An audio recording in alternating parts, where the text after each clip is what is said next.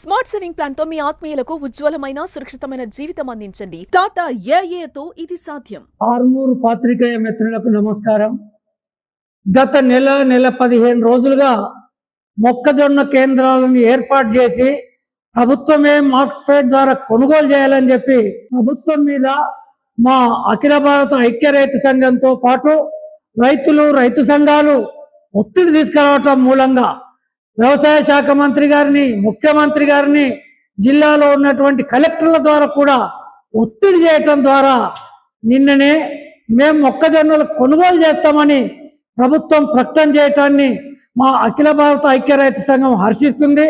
అయితే ఇప్పటికే దాదాపు అనేక మంది రైతులు వాతావరణ పరిస్థితుల వల్ల ఎక్కడ వర్షం పడి మా మొక్కజొన్న నష్టం జరుగుతుందో అనేటటువంటి ఆలోచనతోని వ్యాపారస్తులకు 1500, 1600 క్వింటాల్ చొప్పున అమ్ముకోవటం జరిగింది.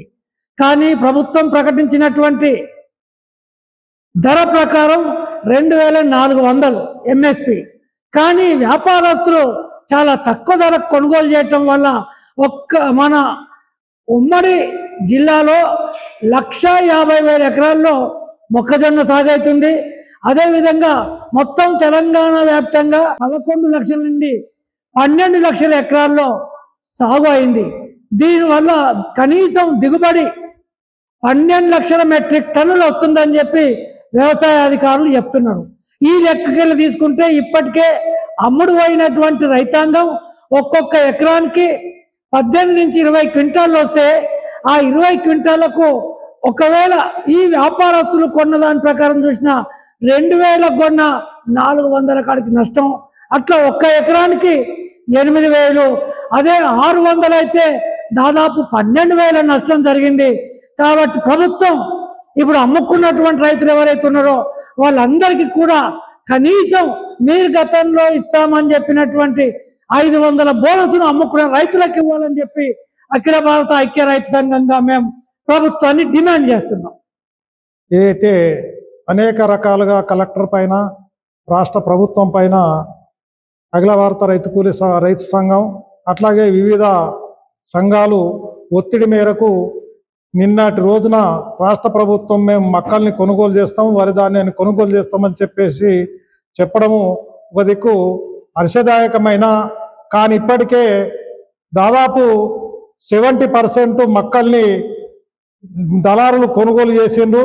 ఆ కొనుగోలు చేసినటువంటి ధాన్యానికి కూడా ఏదైతే 1500, 2000 లోపే కొనుగోలు చేస్తుండ్రు.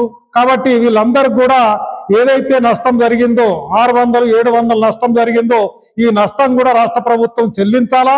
ఎందుకనంటే రైతులు ఎందుకు తొందరపడ్డారు అంటే ఈ అకాల వర్షం వల్ల చాలా మంది రైతులు రోడ్ల మీద పోసుకొని పడిగాపులు కాసిన పరిస్థితి ఉంది. అట్లాగే తడిసి ముద్దైన పరిస్థితి, ఆకలిచ్చిన పరిస్థితి కూడా మనం చాలా పేపర్లలో వచ్చింది, మనం చూసినాం.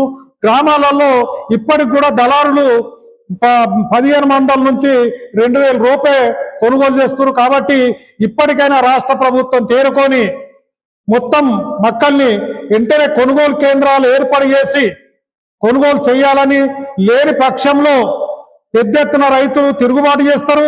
రేపు రాబోయే ఎన్నికలలో మీకు తగిన బుద్ధి చెప్తారు, కర్ర కాల్సి వాత పెడతారని చెప్పేసి ఈ ప్రభుత్వానికి మేము గుర్తు చేస్తున్నాం.